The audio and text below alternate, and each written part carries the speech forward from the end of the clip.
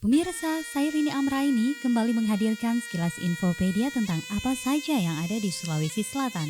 Inilah Satu Sulsel. Pemirsa, tiap daerah memiliki tradisi dan adat tersendiri dalam melaksanakan prosesi pernikahan.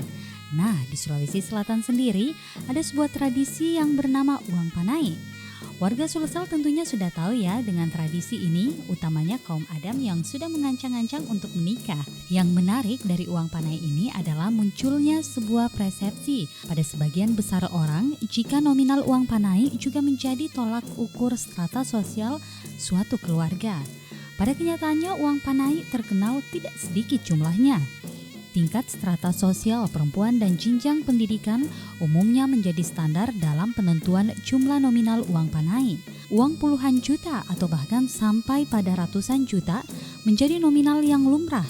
Terlebih lagi jika calon mempelai perempuan adalah keturunan darah biru ataupun tingkatan pendidikan calon mempelai perempuan itu tinggi. Intinya, semakin tinggi nominal uang panai, maka semakin tinggi pula citra diri keluarga mempelai di mata masyarakat. Demikian Satu Sulsel kali ini.